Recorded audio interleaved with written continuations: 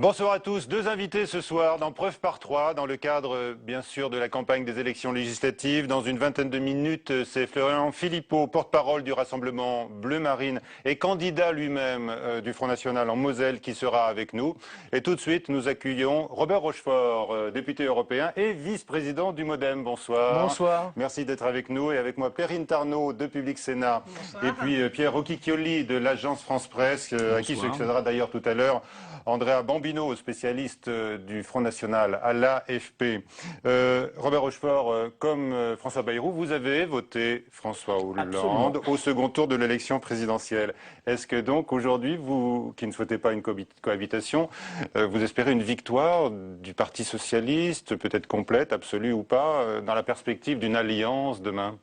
En tout cas, j'espère déjà à court terme que François Bayrou sera à l'Assemblée nationale.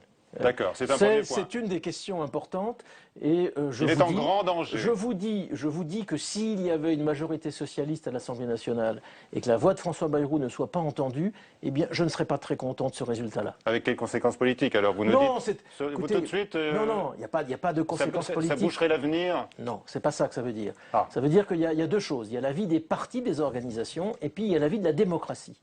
Et si notre pays était une démocratie complètement accomplie, la question ne se poserait même pas. C'est-à-dire s'il y avait le minimum de doses de proportionnelles que les démocraties modernes, comme l'Allemagne, ont autour de nous, eh bien, il y aurait, pour la formation politique que nous représentons, avec, pour faire simple, le score qu'a fait François Bayrou à l'élection présidentielle, nous aurions une vingtaine ou une trentaine de députés de façon naturelle. Ce n'est pas le cas.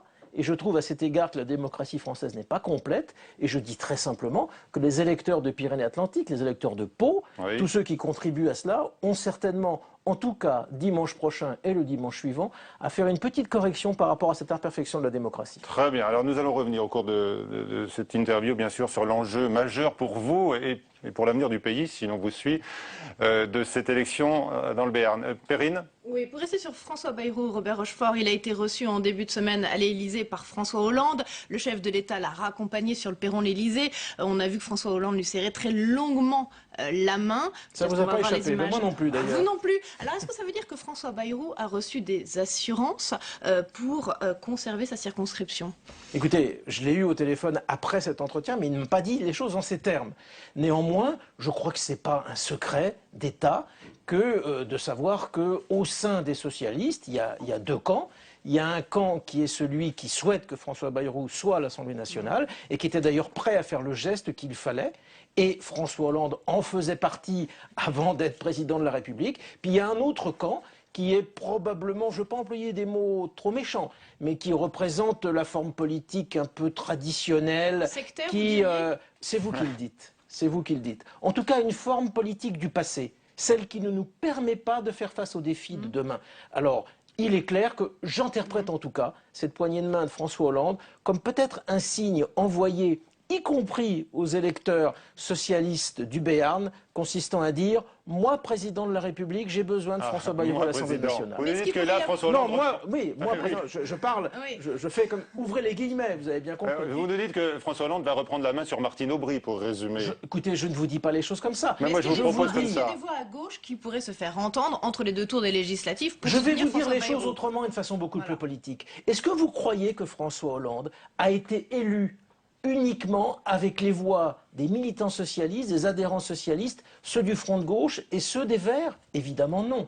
S'il y a une majorité de gens qui ont voté pour François Hollande, c'est parce qu'il y avait dans le pays beaucoup de gens qui voulaient changer, qui voulaient que Nicolas Sarkozy ne soit pas réélu. Ces gens-là ne sont pas des socialistes. Ils représentent une sensibilité qui est probablement beaucoup plus proche de ce que, en tant que force centrale, nous incarnons. Alors, ils n'ont pas forcément tous voté pour François Bayrou parce qu'il y a eu cette logique du vote utile qui a fait qu'ils ont voté pour François Hollande. Mais en tout cas, ces gens-là, et par respect vis-à-vis de ces gens-là, oui, je dis qu'il est important que notre sensibilité soit représentée dans le lieu finalement sacré dans la démocratie. Et je le dis sans phrase, comment dire, exagérée, qu'est le Parlement et qu'est l'Assemblée nationale. Pierre? Alors, est-ce que vous pensez qu'un éventuel échec de François Bayrou, je sais bien que vous n'aimez pas trop prendre cette hypothèse, mais remettrait en cause la politique de la main tendue qui a été à la gauche initiée par le MoDem? Alors, moi, je ne fuis pas les questions. Je ne fais pas de langue de bois. Donc, je vais répondre à votre question. Je pense que François Bayrou sera réélu, mais il est légitime de se dire peut-être qu'il ne le sera pas. S'il ne l'est pas, je vais vous dire tranquillement que ça ne changera pas la dynamique dans laquelle nous sommes. Ça ne changera pas nos propositions. Le fait de dire qu'il n'y a pas de sortie de la crise dans laquelle nous sommes aujourd'hui sans un élargissement du socle sur lequel François Hollande s'appuie aujourd'hui. Et en fait, vous savez, je vous parlais de main tendue, je ne sais pas si c'est une main tendue, c'est pas ça qui a été. C'est à un moment donné, en toute conscience, un raisonnement politique qui fait qu'on dit, eh bien, c'est pour François Hollande que nous votons. Mais ensuite, effectivement, parce que nous ne sommes pas des gens qui voulons d'une certaine façon la terre brûlée, eh bien, nous disons que nous ne voulons pas l'échec de François Hollande.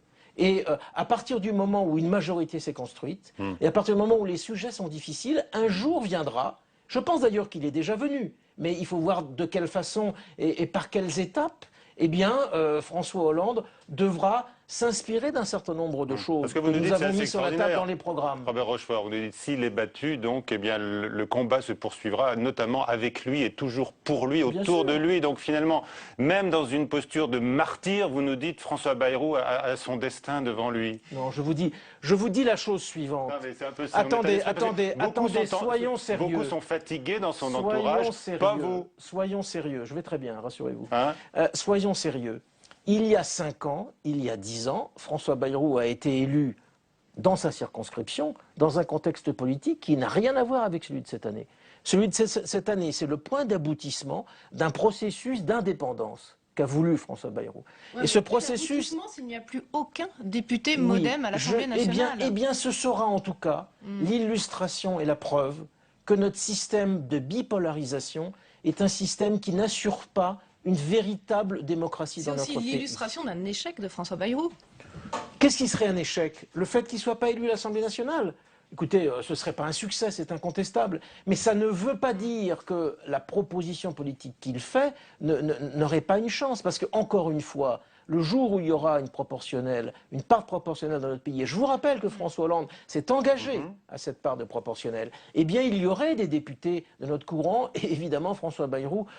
Mais ceci étant dit, vous voyez bien, je le dis et on en parle pour François Bayrou ce soir, mais vous voyez bien que pour d'autres formations politiques, y compris d'autres formations centristes, y compris pour Jean-Louis Borloo et ses troupes, on parle beaucoup de Ramayad en ce moment, ou d'autres, vous voyez bien que d'une certaine façon, il y a chez eux la nécessité d'être alliés à un courant politique fort, en l'occurrence l'UMP, pour être élu.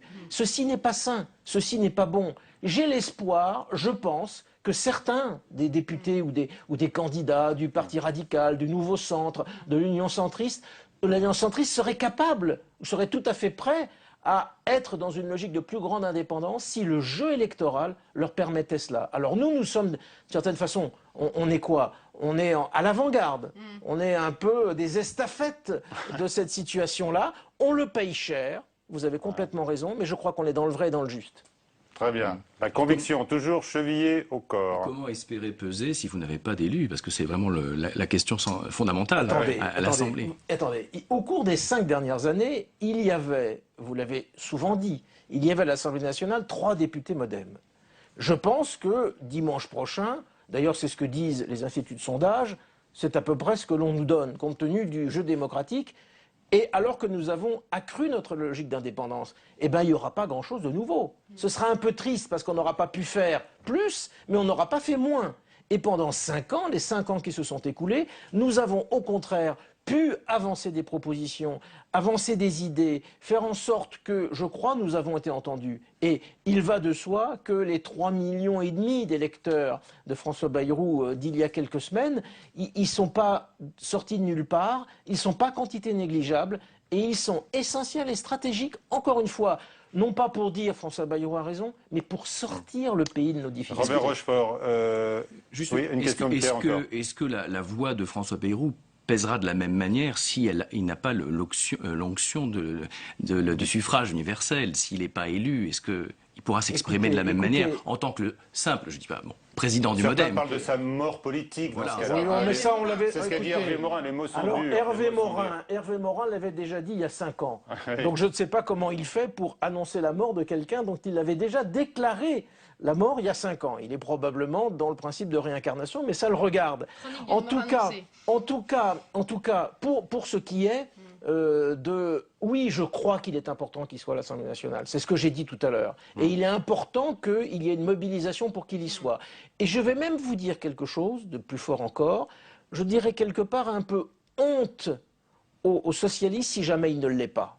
Mais ceci étant dit, s'il ne l'est pas, non, je vous assure que le combat continue, comme on disait dans le temps. Et puis, vous savez, en plus, il y a de nouvelles pratiques politiques qui apparaissent. Il y a le fait de mettre fin au cumul des mandats, qui est une très bonne chose. Et donc, vous avez aujourd'hui beaucoup de leaders politiques, même pensez à Martine Aubry, ou pensez à Alain Juppé, qui sont des leaders politiques, qui ont, comment dire, un avenir. Personne ne dirait que ces personnes sont condamnées à se taire et qui ne seront pas dans l'Assemblée nationale à venir. Donc, je crois que oui, il est possible, malgré tout, de faire entendre sa voix, d'être un vrai leader politique national, même si, par un malheur d'un système électoral incomplet, il n'a pas sa place à l'Assemblée nationale, même si je veux qu'il y soit. Honte aux socialistes s'il n'est pas réélu, s'il n'est pas réélu. Si vous les culpabilisez déjà, là, avant l'élection. Non, je ne les culpabilise pas. Honte aux socialistes. Je ne les culpabilise pas s'il ne l'est pas. S'il n'est pas élu. S'il ne l'est pas, parce que vous savez très bien que s'il ne l'est pas, soyons clairs, qu'est-ce qui va se passer entre le premier et le second tour? Il est vraisemblable qu'il y aura un combat entre François Bayrou et puis la jeune candidate socialiste qui est là. Donc, ben voilà, ça se jouera. Alors, est-ce que vraiment, il est logique, il est fondé, compte tenu de ce qui s'est passé, que ce combat de second tour se passe comme cela? Donc, et est-ce que l'enjeu... S'il ne sacrifie pas l'une des leurs? Non, je ne dis pas sacrifier. D'ailleurs, attendez, je vais vous faire une confidence, Michel Grossior. J'ai rencontré un certain nombre de leaders socialistes avant cette élection qui m'avaient dit, de toute façon, nous ne mettons pas un candidat leader national dans cette circonscription et ce n'est pas un hasard. C'est parce que nous ne voulons pas mettre, comment dire, François Bayrou en difficulté. Alors que cette candidate ayant, comment dire, l'énergie et la fougue de la jeunesse s'y voit déjà, que je respecte parfaitement. Mais elle vous encombre. Vous avez noté qu'aucun leader national du Parti socialiste n'est allé dans la circonscription de François Bayrou. Par exemple, le président du Sénat, Jean-Pierre Bel, n'est pas venu chez vous. Il est allé à côté, chez Monsieur Lassalle, uniquement. Et bien sûr. Un beau geste là. Là, vous dites pas honte. Bien sûr. Non, c'est pour ça. C'est pour ça que quand je dis honte, vous voyez bien que c'est le point limite et que je suis convaincu au fond de moi-même qu'on ne l'atteindra pas, ce point limite. Nous sommes associés à Orange au cours de cette émission également et avec son application TV Check qui vous permet, vous téléspectateurs, d'intervenir dans l'émission et de poser vos questions, n'est-ce pas, Perrine? Oui, exactement. On a une question d'Antoine. S'il y a des députés MoDem à l'Assemblée nationale, seront-ils dans l'opposition et est-ce qu'ils voteront la confiance au gouvernement? Alors, c'est très simple. Et je crois qu'effectivement, ce n'est pas, comment dire, immédiat à comprendre en 2 phrases. Donc j'ai besoin de 3 phrases. Nous serons, enfin comment dire, l'ensemble des responsables de ce courant, le Centre pour la France, dans lequel le MoDem est la force principale. Nous l'avons dit. Nous serons à soutenir toutes les décisions qui seront des bonnes décisions.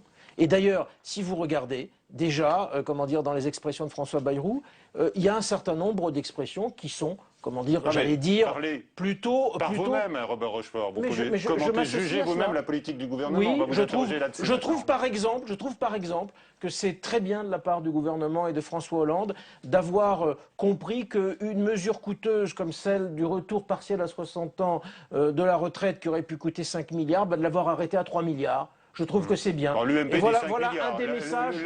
Pour l'UMP, ça restera 5 milliards. Écoutez, l'UMP dit ce que veut dire l'UMP. Moi, je crois aux organismes statistiques, ne serait-ce que parce qu'à un moment donné, j'en ai dirigé dans ce secteur, qui, une fois que Marisol Touraine est arrivée aux affaires, ont chiffré cela à 3 milliards. Oui. Et je pense, et nous continuerons à dire, que, évidemment, François Hollande a des engagements de campagne à respecter, mais qu'à chaque fois qu'il pourra les respecter à l'économie, plutôt qu'à la dépense supplémentaire, eh bien nous serons à ses côtés. L'ancien Premier ministre François Fillon dit que le gouvernement fait exactement le contraire de ce qu'exige la crise aujourd'hui. François Fillon se trompe? Non, mais j'ai lu François Fillon, j'ai lu son interview il y a 2 jours dans un grand quotidien. Il dit d'ailleurs des choses contradictoires, puisqu'il dit en même temps que cette mesure est pour lui une mesure qui ne convient pas du tout, et il dit en même temps, si vous avez lu attentivement cette interview, Oui, que cette Figaro, mesure, la modification de la mesure faite par les socialistes est finalement une pichenette et qu'elle ne modifie pas grand-chose à la réforme. Donc il faut qu'il choisisse, François Fillon. Il peut dire l'un ou l'autre, mais il ne peut pas dire les deux à la fois. Il ne vous a pas oublié qu'il est en campagne électorale à 2 niveaux, à la fois dans sa circonscription et pour son parti. 4 salariés sur 5, effectivement, respecteront désormais les règles de la réforme Fillon-Sarkozy. Oui, c'est ce qu'il faut faire. Sur les retraites. Alors, par rapport à je voulais revenir quand même sur la question orange, à laquelle vous n'avez pas vraiment répondu, selon moi. J'étais en train de répondre quand vous m'avez vous-même poursuivi sur un certain nombre d'éléments de détail. Parce que la confiance, comme vous le savez, et le budget fait qu'on est ou pas, si on le vote ou si on ne le vote pas, dans la majorité ou dans l'opposition. Donc c'était des questions très précises. Sur cette question précise, il est trop tôt pour le dire. Vous voyez bien qu'il va falloir voir comment le budget va être préparé. En tout état de cause, si un certain nombre de signes suffisants sont faits par le gouvernement pour non seulement ne pas être dans une posture irresponsable compte tenu des enjeux financiers. Et moi, je le dis franchement, il faudra que le gouvernement socialiste fasse des économies dans les dépenses publiques. J'ai pas peur de le dire. Mais si en même temps, de l'autre côté, il y a une relance de la production, thème sur lequel nous sommes extrêmement mobilisés, vous le savez bien, autour de ce qu'on a appelé le produire en France. Derrière tout cela, tous les artisans, tous les chefs de PME, s'il y a un certain nombre de choses qui vont dans cette bonne direction, pourquoi ne pas le voter? Je n'en sais rien. Il n'y a pas de tabou en la matière. Mais il faudra inventer quelque chose, et peut-être que là aussi, il faudra réfléchir à ça. Il faudra inventer quelque chose qui est peut-être que l'on peut soutenir quand c'est bien, et en même temps ne pas être un béni oui-oui, et en même temps ne pas prendre sa carte du Parti socialiste. Mais encore une fois, je crois que si François Hollande, parce que ça joue dans les deux sens, si François Hollande fait des pas dans notre direction, il fera fondamentalement des pas vers la vraie majorité qu'il a élue à l'Assemblée. D'accord. Alors, je vous pose à nouveau la question. Demain, quelles que soient les circonstances dans sa circonscription, quel sera pour François Hollande l'interlocuteur, François Bayrou, un allié? Moi, je crois qu'il sera quelqu'un qui fera tout pour ne pas l'empêcher de réussir, mais qui sera là en lui disant Monsieur le Président, il y a quand même un certain nombre d'inflexions par rapport à vos propositions à faire pour être sûr d'y arriver. Donc, et c'est ça que nous allons lui dire. Vous imaginez un tandem demain? Vous imaginez un tandem demain? Non, je veux vous dire les choses suivantes. La réalité, quelle est la réalité? Vous avez vu cette semaine, il y a eu encore un rapport de plus, celui de l'Inspection générale des finances, après celui de la Cour des comptes. Est-ce que vous savez que les gens qui écrivent, est-ce que vous savez que les gens qui écrivent ces rapports sont les mêmes que ceux qui sont aujourd'hui les conseillers de François Hollande? Donc je dis simplement à François Hollande, par exemple, Jean-Michel Charpin, qui est un ami, c'est un ancien statisticien. Oui. Bon, mais il y en a d'autres. Et pensez par exemple au secrétaire général adjoint de l'Élysée, qui est l'ancien rapporteur général de la commission Attali. Et relisez les textes de la commission Attali d'il y a 4 ans, vous verrez. Donc ce que je dis simplement, c'est il y a encore une forme un peu ancienne de faire de la politique, avec une sorte d'affichage public qui ne dit pas complètement la vérité des choses, et puis en arrière des gens réalistes qui savent que des efforts seront faits. Après les législatives. La vérité sera progressivement dite après les élections législatives, et à chaque fois qu'il y aura cette vérité à dire et à faire, à transformer dans des actes, eh bien nous serons là et nous soutiendrons cette démarche et nous y participerons parce que c'est ça dont le pays a besoin. Ça veut dire qu'aujourd'hui, le président de la République, le gouvernement sont dans le flou et le mensonge? Ça veut dire qu'il y a un contexte qui est encore un peu un contexte électoral, ça ne vous a pas complètement échappé. Alors François Bayrou a dit qu'il n'entrerait pas au gouvernement, qu'il ne souhaitait pas y entrer. Est-ce que c'est aussi votre cas? Écoutez, que François Bayrou dise ça, c'est logique, parce que s'il vous avait dit le contraire, vous auriez tout de suite dit bon. En revanche, est-ce que je pense qu'il ne faut pas qu'il y ait de ministres MoDem au gouvernement? Non, je ne pense pas cela. Et d'ailleurs, si vous avez vu attentivement le sondage de la semaine dernière, il y a un sondage qui dit que les Français préféreraient des ministres MoDem plutôt que des ministres front de gauche au sein du gouvernement. Ça correspond à cette majorité dont j'ai parlé tout à l'heure. Et donc, à partir du moment où cela se ferait sur un minimum de reprise des thèmes sur lesquels, comment dire, nous sommes et nous avons fait des choses et des propositions. Je vous donne un exemple. Arnaud Montebourg, je trouve qu'il démarre de façon dynamique, c'est incontestable. Il démarre dans un traitement que j'appellerais un traitement de pompier volant, en allant dans toutes les entreprises qui sont en grande difficulté. C'est très bien, nous savons que ce n'est pas suffisant. Nous savons qu'il faut une politique offensive, et ça ne passe que par exemple, la restauration de la production en France. Eh bien, à cela, pour accompagner et pour porter ce type de production politique, oui, nous sommes disponibles. Et je le suis. Vous avez été satisfait de la création de ce ministère du redressement productif, vous En tout qui... cas, le mot ne m'a pas choqué, en particulier parce qu'il montre bien, par rapport à l'ancienne dénomination, qu'il n'y a pas que l'industrie qui compte, et que la production et relancer la production, ça veut dire aussi dans les services, ça veut dire aussi dans l'artisanat et dans différents types d'autres activités. Merci Robert Rochefort, et je retiens votre formule, hein, vous l'avez noté. Honte aux socialistes si François Bayrou n'est pas réélu député. S'il n'est pas réélu. J'ai utilisé un conditionnel. Mais absolument, moi aussi. Voilà. S'il n'était pas réélu. Absolument. Florian Philippot du Front National va prendre votre place dans une minute. Marine Le Pen, bien sûr, entend tirer avantage de son score présidentiel pour envoyer des députés à l'Assemblée nationale. Mais le mode de scrutin, l'abstention et puis le reflux traditionnel de son électorat d'une élection à l'autre pourrait compromettre son plan. Jérôme Rabier. 18% des voix à la présidentielle, 572 candidats en lice, et pourtant, bien que crédité de 14 à 16% des suffrages, le Front National n'aura peut-être aucun élu à l'Assemblée nationale. La faute à un scrutin majoritaire à 2 tours qui pénalise l'isolement du FN. Dans ces conditions, Marine Le Pen estime qu'un seul élu serait déjà une victoire, 5 députés frontistes un triomphe. Ce sera une représentation, même s'il n'y en a qu'un, mais ce sera quand même une sorte d'image symbolique très forte au sein de l'Assemblée nationale. Cet élu sera très médiatisé et du coup avec lui le Front National. Les meilleures chances d'entrée à l'Assemblée sont aussi les plus médiatiques pour le Rassemblement Bleu Marine. Marine Le Pen elle-même dans le Nord, Gilbert Collard dans le Gard ou Marion Maréchal Le Pen, petite fille de Jean-Marie, candidate dans le Vaucluse. Il faudra pour cela mobiliser car avec une abstention estimée à 40%, il faudra obtenir plus de 20% des suffrages pour se maintenir au second tour. Plus le nombre de triangulaires sera élevé et plus le Front National fragilisera sa cible privilégiée, l'UMP. Si l'UMP est en difficulté électorale, on sait très bien que ça va renforcer le Front National. C'est la stratégie du Front National de devenir la force d'appoint indispensable pour la droite de gouvernement et donc qu'il y ait une sorte de coalition qui aille de l'UMP au Front National. On n'en est pas encore là, mais c'est sa stratégie. Un bon score du Rassemblement Bleu Marine permettrait également de renflouer financièrement un Front National qui avait dû en 2007 se séparer de son siège et licencier de nombreux cadres. Ces législatives, avec ou sans élus, devraient donc permettre au FN d'envisager sereinement l'avenir. Voilà, Florian Philippot est avec nous. Bonsoir. Bonsoir. Merci d'être avec nous. Je le disais, donc, vous êtes le porte-parole de ce Rassemblement Bleu Marine et vous êtes vous-même candidat aux élections législatives en Moselle. Vous découvrez le terrain ? C'est ma première campagne, oui, en tant que candidat. Pour la première fois, je suis le porte-parole de moi-même. Oui. Donc sur le terrain, et j'essaie d'utiliser, de jouer cette double casquette de porte-parole national le plus efficacement possible. Devinez où je vous emmène d'abord, dans une autre circonscription. Vers le nord, non ? Voilà, Hénin-Beaumont. Alors il y a de nouvelles accusations aujourd'hui de Jean-Luc Mélenchon après la diffusion sur le net de photos le montrant en Hitler. On se demande où ça va s'arrêter. Oui, je sais pas qui a fait ça, mais c'est pas nous, mais c'est un truc qui circule sur Internet, c'est ça ? Et oui, il impute la responsabilité de ces tracts, on va les appeler comme ça, même s'ils circulent uniquement sur les réseaux sociaux, au Front National. Oui, ça peut être n'importe quel ennemi du Front National qui a fait ça. Pourquoi pas un militant du Front de gauche d'ailleurs ?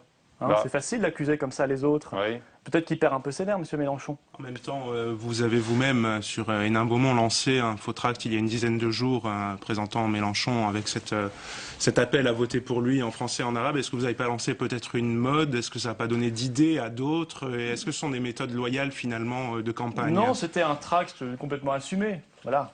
C'était un tract qui reprenait des propos réels de Jean-Luc Mélenchon, ce qu'il avait vraiment dit.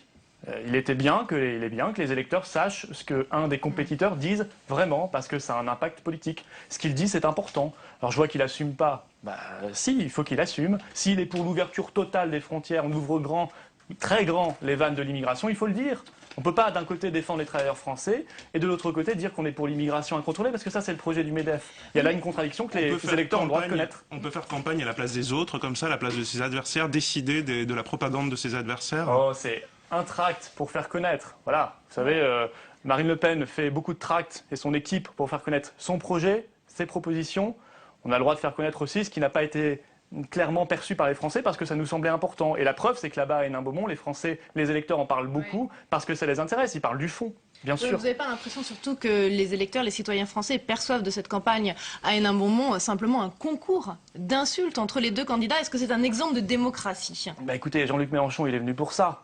Il a dit, moi je débarque là pour faire, je crois, un combat homérique. Marine Le Pen lui répond également. Bah, elle lui répond, c'est la moindre des choses. Elle se fait insulter, elle se fait traîner dans la boue en permanence. Mais il a fait ça pendant toute la campagne présidentielle. Non, elle l'insulte pas. Et il l'a traîné pendant toute la campagne présidentielle dans la boue. Il l'a insulté, il l'a traité de folle. Il traite ses électeurs de je sais pas quoi, poivreaux, ivrognes ou je sais pas quoi.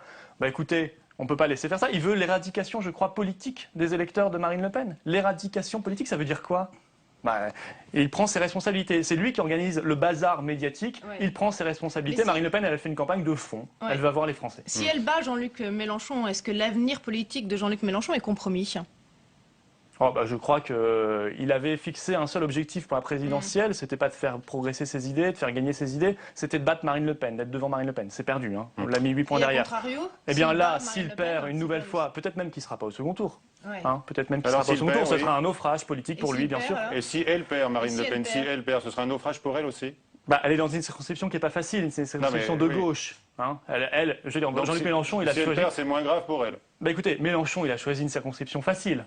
Voilà, c'est une circonscription, je rappelle, qui a voté pour Hollande à 60% à la présidentielle. Marine Le Pen n'est pas sortante, donc c'est elle qui va au charbon. C'est elle qui va au charbon. Si elle perd, bah elle perd. Ça sera forcément très juste. Mais c'est pas très grave, elle continuera le combat. Ce sera juste dommage pour la démocratie parce que tout de même que quelqu'un qui représente 6,5 millions d'électeurs n'ait pas de représentant à l'Assemblée nationale, si on considère que c'est démocratique et républicain, alors je ne sais plus ce que c'est que la démocratie et la République. Enfin, on va parler au cours de cette émission. Jean-Luc Mélenchon, dimanche et puis le dimanche suivant, votera par procuration à Paris. Qu'est-ce que vous pensez de sa domiciliation? Écoutez, oui, il a dit, moi de toute façon, je vais dans la circonscription puis je m'en vais. Voilà. À la limite, il peut atterrir, comme on dit, dans la circonscription. Quand on est parachuté, on peut être parachuté, mais il faut bien atterrir. Il faut y rester. Il faut vouloir y creuser son sillon. Mais quand on dit d'emblée, moi je viens, mais je m'en vais, j'en ai pas grand-chose à faire, bah écoutez, les électeurs en tireront les conséquences. Donc vous-même, vous prenez l'engagement de vous installer à Forbach? Ah oui, je l'ai déjà dit, oui. Bien sûr, moi je suis là pour essayer de redresser la situation du bassin houiller, en Moselle. Parce que depuis que les mines ont fermé, qu'est-ce qu'on a fait? Qu'est-ce qu'a fait le député sortant? Rien. Qu'est-ce qu'on fait pour lutter contre l'insécurité là-bas? Rien. Il y a des voitures qui brûlent et le député sortant de l'UMP me dit non, non, il ne se passe rien. On a eu un débat ensemble, il me dit non, non, il ne se passe rien. Il n'y a aucun endroit dans la circonscription, ni aucune heure du jour ou de la nuit où on est en insécurité. Bah, ça a fait rire, mais je dirais même pleurer dans la circonscription, tellement c'est tellement décalé des réalités. Vous sembliez envisager il y a quelques instants, quelques secondes, l'absence de députés du Front National à l'Assemblée nationale. Hein. Est-ce que votre objectif finalement lors de ces législatives n'est pas d'abord de semer la zizanie à l'UMP? Non, notre objectif, c'est de faire rentrer des députés bleu marine à l'Assemblée nationale pour représenter nos idées. Et ce serait quand même, je le rappelle, je le redis, la moindre des choses. Mais votre objectif aujourd'hui? Mais c'est ça, c'est faire rentrer... Oui, non, mais combien de députés? Ah, c'est difficile de vous dire un chiffre parce qu'il y a un mode de scrutin absurde et pas démocratique qui conditionne l'accès au second tour à la participation. Il faut faire 12,5 des inscrits ou être deuxième. Donc un député, c'est déjà une belle victoire. Je connais pas la participation. Un député, ce serait déjà une belle victoire? Oui, parce qu'on part de zéro. Parce qu'un député qui rentrera, mais je pense qu'on peut en avoir plusieurs, ça permettra de faire connaître aux Français ce qui s'y passe, de faire connaître les rapports. Vous voyez que là, le ministre de l'Éducation nationale est obligé de publier des dizaines de rapports qui n'avaient pas été publiés dans son ministère. Mais qu'est-ce que c'est que cette politique? Nous, on fera connaître tout de suite les chiffres. Et puis on fera des propositions que ni l'UMP ni le PS ne sont capables de faire parce qu'on a un projet radicalement différent. Ouais, enfin, dans tous les cas, vous redoutez l'abstention et je vais peut-être vous donner l'occasion d'approuver un appel lancé aujourd'hui par le président de la République, François Hollande, en effet dans l'Oise, appel à la mobilisation des électeurs pour lui donner une majorité également. Mais sur le premier point, vous le rejoignez? Oui, j'aurais aimé qu'il soit aussi républicain en recevant Marine Le Pen à l'Élysée. Qui représente quand même 6,5 millions d'électeurs. Ça aurait été républicain. Justement, juste une question sur la mobilisation. Est-ce qu'une faible mobilisation serait le signe finalement d'une faible dynamique autour du chef de l'État, autour de François Hollande? Peut-être, mais de toute façon sur le terrain, je peux vous dire que ni l'UMP ni le PS ne font vraiment campagne. Leur objectif, c'est, je pense, qu'il y ait un maximum d'abstention. Parce qu'on veut donner la prime aux sortants, parce que les sortants, on le sait, ont leur clientèle. Et donc, évidemment, leur objectif, c'est que les Français n'aillent pas aux urnes. Mais nous, notre objectif, c'est qu'ils aillent aux urnes, qu'ils s'expriment, que les électeurs de Marine Le Pen se disent c'est très important ces législatives parce que ça fait changer les choses. Au-delà de ça, on est obligé de discuter de ces questions de participation parce qu'il y a ce mode de scrutin. Nous proposons la proportionnelle intégrale, comme ça se fait dans les autres pays de l'Union européenne, dans une majorité de pays, parce qu'il faut que tous les courants d'expression puissent être représentés à l'Assemblée nationale. Ça me paraît être la démocratie. Dans une majorité de pays, c'est des systèmes mixtes qui existent, pas la proportionnelle intégrale. Le défaut de la proportionnelle intégrale, c'est qu'il n'y a pas de proportionnelle du tout. Vous êtes pour la proportionnelle intégrale. Le défaut de ce système, on le sait, c'est qu'il ne permet pas d'avoir des majorités solides. Est-ce que vous vous contenteriez d'une proportionnelle partielle dans le futur? Ce serait déjà mieux, mais il faut la proportionnelle intégrale parce que les députés sont quand même capables de Voilà, il faut qu'effectivement ils mouillent un peu la chemise. C'est plus compliqué pour eux, effectivement, il y a plus de débats parce que nous on serait là, parce que d'autres courants politiques qui ne sont pas représentés seraient là aussi. Donc effectivement, on sortirait du petit confort douillet entre l'UMP et le Parti Socialiste, on fait semblant de s'écharper le mercredi devant les caméras de télévision, mais en réalité on vote ensemble les mêmes choses, puis on est d'accord. Non, ça serait plus compliqué et ça serait plus encombrant pour eux, je le comprends, plus fatigant. Mais ce serait la démocratie. Vous savez, en 86, ça s'est bien passé. Il y avait la proportionnelle intégrale entre 86 et 88, ça s'est bien passé. Donc ça peut bien se passer demain, et je pense qu'on n'est pas plus bête que les autres pays. Est-ce qu'il y a toujours une liste noire au Front National de candidats de l'UMP à faire disparaître de Non, mais il n'y a jamais nationale eu de liste noire. Donc il n'y a pas, Ah bon, il y a on plus avait mal de, il y a pas compris, plus de alors. liste noire, il n'y en a jamais eu. Ah bon. Alors, Non, notre objectif, c'est une liste bleu marine, c'est la liste de nos députés. Si on additionne les uns après les autres, Nathalie Kosciusko-Morizet, Jean-François Copé, Claude Guéant, il y a bien des députés UMP à faire battre. Donc on peut commencer à parler de liste au bout de... Non, c'est pas une liste noire. Vous pourriez rajouter, et là il est socialiste, M. Cucheda. M. Cucheda dans le Pas-de-Calais, dont son collègue d'Allongeville dit dans un livre qu'il est manifestement corrompu. Bon, c'est lui qui le dit, on verra bien. Mais nous, on pense qu'il n'a rien à faire à l'Assemblée nationale. Mais là, la question ne se posera pas puisque notre candidate sera au second tour. Mais c'est vrai qu'il y a des députés qui ne respectent pas la morale publique, qui ne respectent pas les règles de la République, et on se dit qu'ils n'ont rien à faire, effectivement, dans une assemblée d'élus. Dans la 16e circonscription des Bouches-du-Rhône, le candidat de l'UMP s'est dit favorable à une entente avec le FN Roland Chassin, pour battre Michel Vauzel, le candidat socialiste.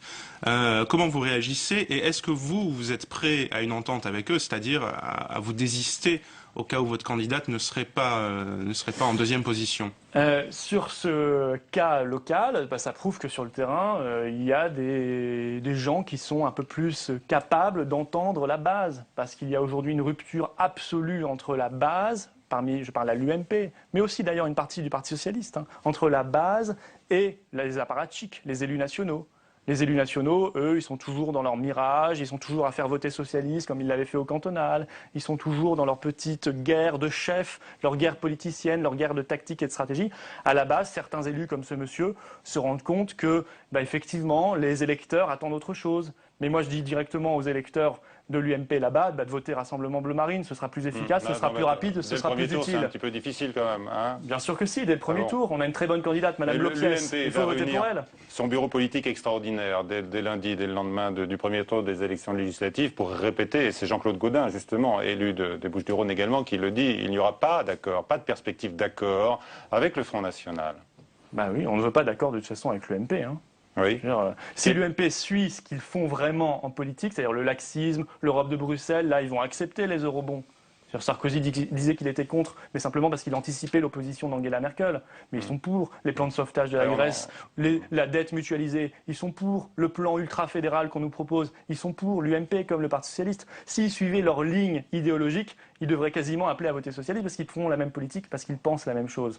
Voilà ce que c'est que l'UMP. Ça ne m'étonne pas ensuite de voir Nathalie Kosciusko-Morizet et d'autres appeler systématiquement à voter socialiste contre le Front National. C'est logique, ils sont dans leur mentalité bobo, bien qu'ils continuent. Mais pendant ce temps-là, leurs électeurs sont en train de fuir, ils sont en train de venir chez nous parce qu'ils savent que nous, on incarne la cohérence, on incarne un camp politique qui est sûr de ses convictions, qui est sûr de ses choix, qui est uni et qui a un chef. une explosion de l'UMP, si on vous suit dans votre On logique. veut l'explosion de personne, nous. Vous savez, ils n'ont pas besoin de nous pour exploser. Ils sont déjà en train de mettre la pagaille au sein de leur parti, de faire leur guerre des chefs. On n'a pas besoin de les aider. Ils se débrouillent très bien tout seuls. Est-ce qu'au soir du premier tour, vous pourriez appeler à voter socialiste contre certains candidats de l'UMP Andrea a cité quelques noms notamment. Oui ou non? Écoutez, je ne peux pas vous répondre sur ce qu'on fera le soir du second tour parce qu'on ne sait pas où on sera présent au second tour. On verra ça au cas par cas, comme on l'a toujours dit. Il est évident que dans la grande majorité des cas, très grande majorité des cas, on l'a déjà dit, on ne pourra pas choisir entre UMP et PS. Mais dans tous les cas où on pourra se maintenir au second tour, systématiquement, on se maintiendra. C'est tout ce que je peux vous dire maintenant. D'accord. S'il y a des députés du Rassemblement Bleu Marine à l'Assemblée nationale, quelle serait votre première initiative, votre première proposition de loi, par exemple? Écoutez, moi je crois qu'on mettra le débat européen sur la table. Là, on nous annonce pour fin juin un nouveau plan ultra-fédéral, je le disais. On nous annonce les punitions automatiques, on nous annonce la mise en place d'un président de l'Europe, on nous annonce une série de mesures de dette mutualisées. On va devoir payer notre dette, mais aussi la dette des autres, les eurobonds. Nous, on s'opposera à ça.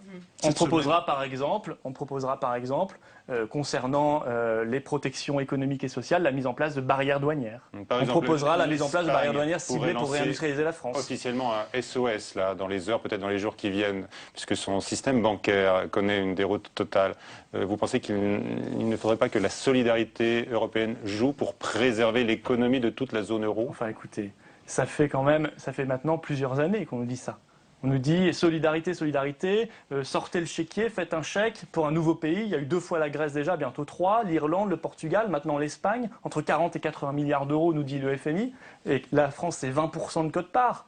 Donc ça fait quand même entre 8 et 16 milliards, rien que pour la France, d'alourdissement de sa propre dette. Encore. Mais ça va continuer jusqu'à quand? Quand est-ce qu'on va se dire ça marche pas? On n'est pas dans la bonne voie.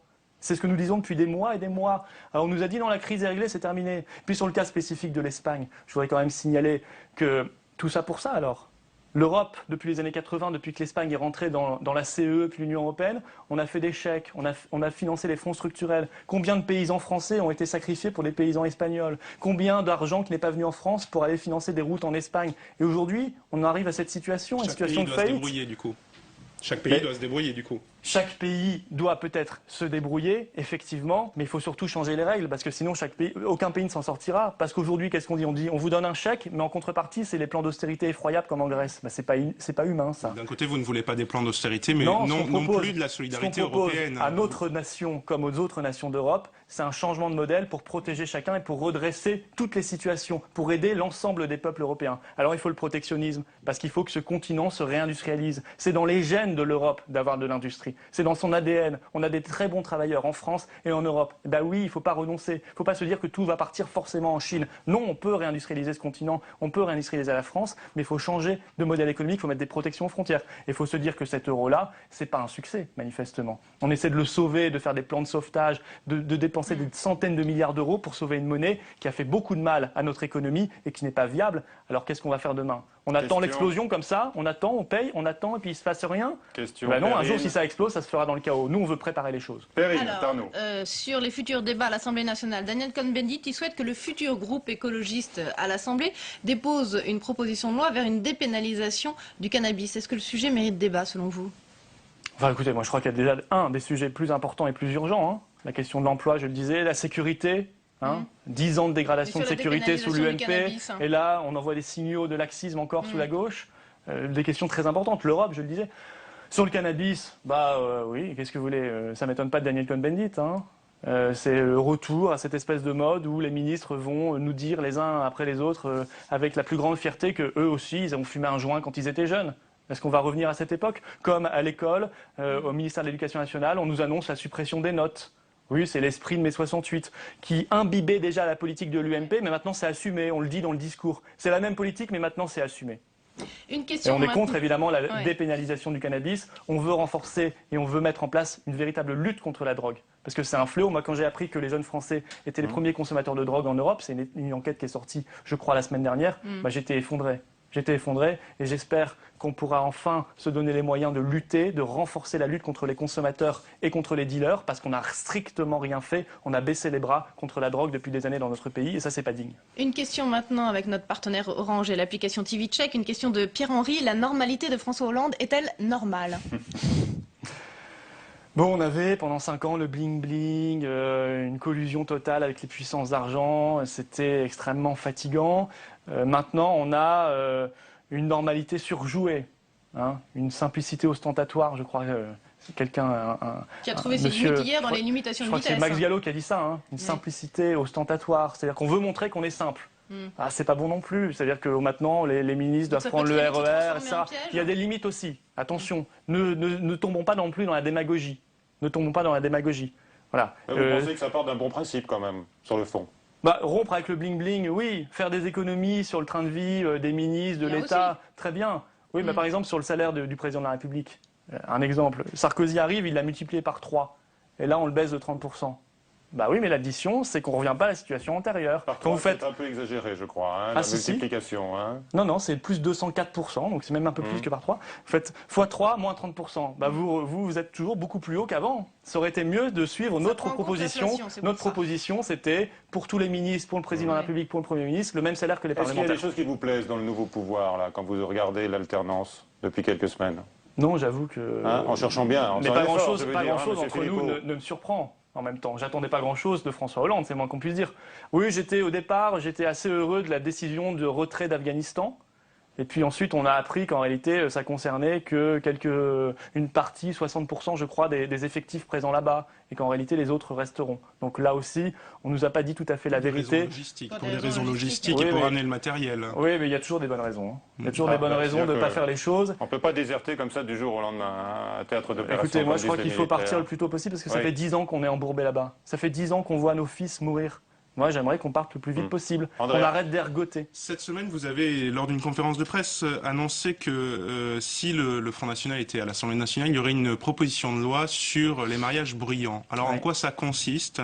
Qu'est-ce qu'il y aura dans cette loi, finalement, concrètement? Alors, ça parle effectivement de ces mariages très bruyants et même dangereux que les Français maintenant connaissent bien parce qu'ils les subissent. Vous savez, ces voitures qui passent à 120 km dans les rues, qui roulent sur les trottoirs, qui arborent des drapeaux étrangers, ça crie partout, etc., etc. Il y a même des coups de feu.